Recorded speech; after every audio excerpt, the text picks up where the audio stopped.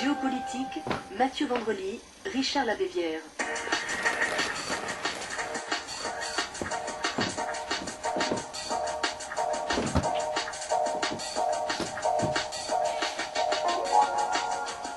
Bonjour à tous et bienvenue pour cette nouvelle édition de Géopolitique, les cartes du monde, consacrée aujourd'hui à l'Atlas alternatif qui sort actuellement aux éditions Le Temps des Cerises. Alors, la fin de la guerre froide a obligé à redessiner les cartes de géographie et à réécrire les atlas, des atlas généraux, régionaux ou thématiques qui fleurissent dans les vitrines de nos librairies, tant le monde a été chamboulé, tant le monde s'est complexifié. Alors avec nous au studio Frédéric Delorca, qui a coordonné l'Atlas alternatif. Frédéric Delorca, bonjour. Bonjour. Vous êtes juriste, vous êtes diplômé de l'Institut d'études politiques de Paris, vous avez été coordonnateur aussi du groupe de soutien français à l'appel de Bruxelles contre l'ingérence occidentale dans les Balkans en 2000, et vous êtes donc, si l'on peut dire, rédacteur en chef de cet Atlas alternatif. Alors, pourquoi Atlas alternatif? Qu'est-ce qui fait que cet Atlas n'est pas comme les autres, Frédéric Delorca? Eh bien, on est parti du constat que depuis un certain nombre d'années, effectivement, on a un discours qui est tout à fait dominant dans les pays occidentaux et qui est diffusé sous forme d'atlas, sous forme de journaux, enfin sous diverses formes de livres notamment, qui est finalement relativement uniforme, alors qu'on a finalement, parallèlement à cela, toute une série de textes, notamment sur Internet. On a une pensée résistante qui finalement présente une vision tout à fait différente des choses sur un certain nombre de conflits, sur un certain nombre de régions. Et l'idée finalement avec cet atlas que j'ai eu en fait en 2002-2003, c'était de mettre à portée du grand public cette pensée alternative qu'on pouvait trouver dans des cercles un peu confinés. Alors avant de revenir plus en détail sur cette géopolitique alternative, cette géopolitique autre, on retrouve Mathieu Vandrely qui a lu l'Atlas alternatif à la loupe. Oui, au départ, il y a ce constat, je cite, au cours des 15 dernières années, la violence de l'exploitation capitaliste n'a cessé de se développer de par le monde, encouragée par des structures étatiques, nationales ou multinationales. Une violence qui, il faut bien le reconnaître, s'est accompagnée sur le plan politique d'une forme, disons, de néocolonialisme généralisé. Jusque-là, il y avait la guerre froide qui servait d'alibi, puis cet alibi a disparu, puisque la guerre froide est terminée. L'impérialisme politique et militaire occidental s'est donc abrité sous les oripeaux médiatiques de la défense des droits de l'homme pour renforcer l'hégémonisme de la superpuissance américaine et de ses alliés, évidemment. Alors, afin de contribuer à l'information des opinions publiques, façonnée par un point de vue unilatéral des grands groupes médiatiques et à la mobilisation des forces de résistance, les auteurs de l'Atlas alternatif, au temps des cerises, ont estimé qu'il était nécessaire de publier donc cet ouvrage qui présente, sans ethnocentrisme, attention, une vision objective, factuelle, de l'état de la domination occidentale dans le monde et des méfaits qu'elle occasionne. Oui, Mathieu, voilà pour le constat, le contenu, les objectifs du livre. Quels sont les contributeurs, les auteurs qui ont participé à cet atlas? Eh bien, il y a précisément 42 contributeurs. Il y a des journalistes, des universitaires, des militants, issus évidemment d'horizons culturels très variés, puisqu'il n'y a pas d'ethnocentrisme, on le disait. Évidemment, ils sont situés résolument à gauche, mais l'éventail des contributeurs reflète surtout la diversité du courant progressiste, le socialisme libertaire, communisme altermondialiste. Et là, on en revient à l'ambition avouée du bouquin, servir d'instrument de connaissance et de lutte. Il contribuera aussi, et on l'espère, à renforcer l'opposition aux technostructures dominantes dans la poursuite d'un idéal d'émancipation des peuples. Voilà, merci Mathieu. Frédéric Delorca, vous l'avez dit, votre atlas réhabilite la notion, ou plutôt le concept d'impérialisme. Alors, avec cette notion d'impérialisme, on a l'impression qu'on est replongé dans les années 60. Qu'est-ce qui fait aujourd'hui qu'on redécouvre ce concept, je dirais très politique, dans l'après-guerre froide?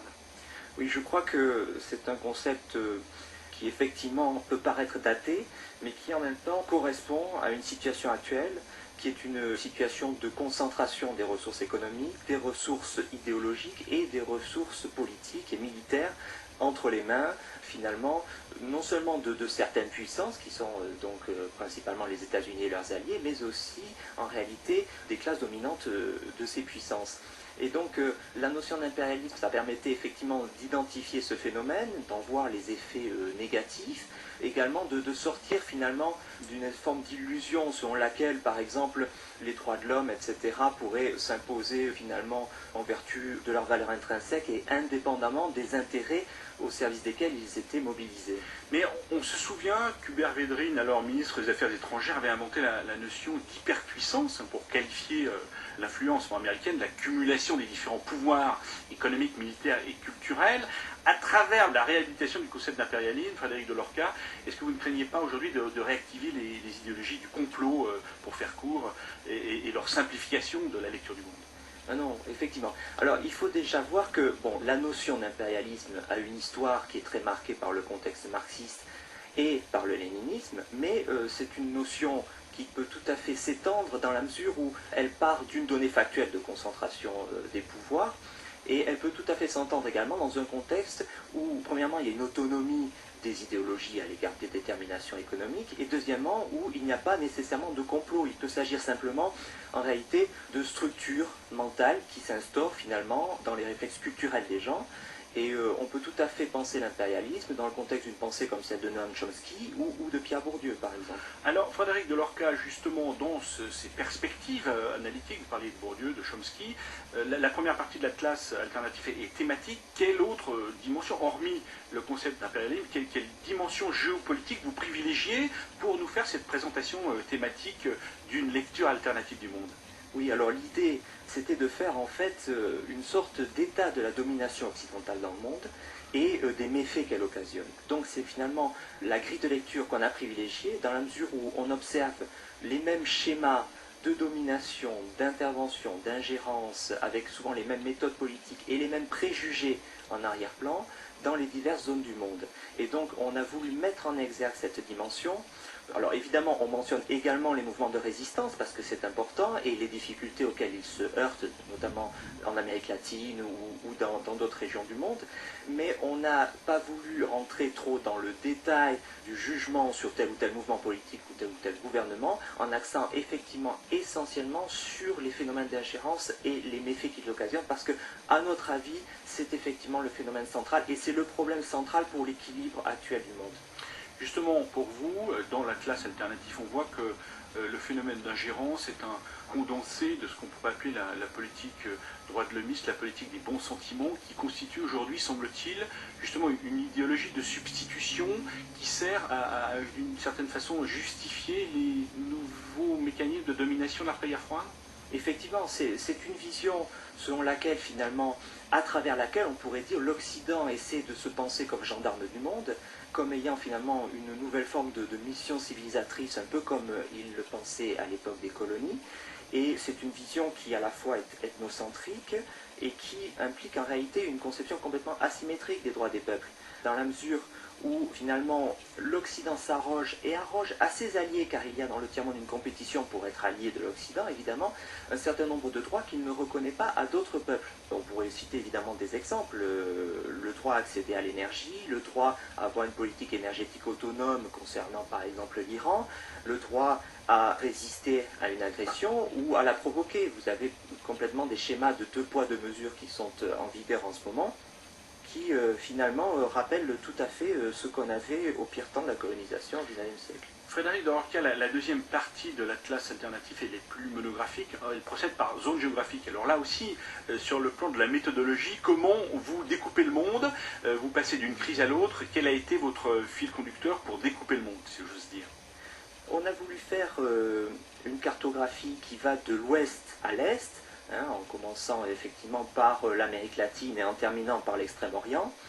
Et on a à l'intérieur de cela effectivement découpé des grands blocs, notamment en fonction des intérêts stratégiques occidentaux. C'est-à-dire par exemple, on a découpé l'Afrique occidentale dans la mesure où c'est un champ privilégié de la France, l'Afrique orientale dans la mesure où c'est traditionnellement en grande partie, enfin en majorité des colonies britanniques, etc. Et donc on a un petit peu formé ces ensembles en fonction des intérêts des puissances occidentales et de la façon dont ils s'y déploient. Géopolitique, les cartes du monde sur RFI.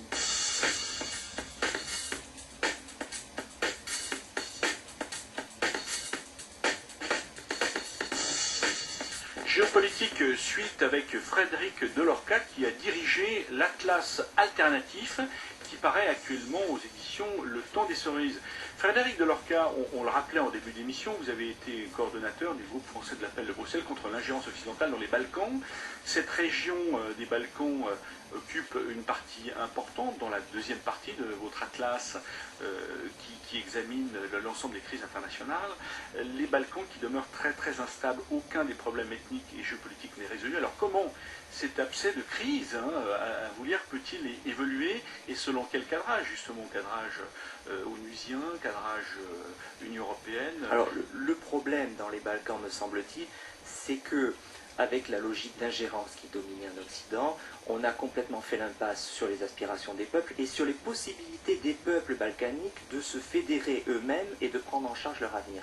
C'est-à-dire qu'on a acté extrêmement tôt, au début des années 90, l'échec de la fédération yougoslave, que l'on a même encouragé à certains égards en soutenant un certain nombre de nationalismes en Croatie, en Bosnie, et puis évidemment ensuite par l'ingérence au Kosovo en 1999 qui a ruiné toute possibilité de créer une fédération à ce niveau. Et donc on a créé un système de clientélisme avec un morcellement des États qui tous sont en compétition pour entrer dans l'Union européenne et qui cependant n'ont réglé aucun des problèmes ethniques qui les caractérisent. Alors il est très difficile d'envisager un avenir positif dans ces conditions-là, dans la mesure où effectivement les peuples se sentent de toute façon victimes d'une tutelle et ne peuvent concevoir leur avenir qu'à travers une adhésion à l'OTAN et à l'Union européenne qui de toute façon ne leur offre pas de perspective autre qu'effectivement d'obtenir un certain nombre d'investissements de multinationales. Alors on retrouve ces logiques de domination hormis les Balkans dans d'autres régions. L'Atlas alternatif en parle, autre région de crise, le Proche-Orient, où là qui donne lieu là aussi au déferlement de logiques de domination, sinon de tutélisation. Comment l'Atlas alternatif aborde-t-il l'arc de crise proche et moyen-orientale? Alors sur le Proche-Orient, bon, il faudrait parler un petit peu des contributeurs. Je veux dire, sur les Balkans, on a des spécialistes comme Niels Andersson sur l'Albanie ou Diana Johnston sur la Yougoslavie, qui d'ailleurs a sorti un livre très très intéressant sur ce sujet récemment au temps des cerises. Sur le Moyen-Orient, c'est Samir Amin, un grand économiste égyptien qui a une très grande autorité morale. Sur le Proche-Orient, on a exactement des phénomènes tout à fait comparables finalement, d'ingérence, d'imposition des valeurs occidentales, à quoi s'ajoute évidemment un problème particulier au Proche-Orient qu'il n'y a pas dans les Balkans, c'est-à-dire le colonialisme israélien, qui est soutenu évidemment par les États-Unis et face auquel l'Union européenne essaie de jouer un rôle modérateur, mais assez faiblement, et qui évidemment complique toute possibilité. Alors en même temps on évoque la possibilité d'une démocratisation de cette région, mais les populations évidemment perçoivent cette démocratisation comme tout à fait artificielle, dans la mesure où elle repose sur des phénomènes d'injustice, sur des phénomènes d'ingérence, sur des phénomènes de deux poids, deux mesures, suivant qu'on est allié des États-Unis ou qu'on ne l'est pas. Et dans ces conditions-là, il est très difficile d'imaginer que les peuples se prennent en charge, assument leur souveraineté et finalement évoluent dans un sens démocratique, alors que tout est fait pour favoriser en réalité le ressentiment et aussi une course aux armements qui est tout à fait négative également pour le développement des peuples dans la région. Frédéric Delorca, l'Atlas alternatif pointe aussi l'Europe, mais là votre regard est assez particulier puisque vous parlez essentiellement de l'Europe nord-est. Pourquoi avoir délaissé les autres Europes, si je puis dire, à savoir l'Europe occidentale, voire l'Euro-Méditerranée?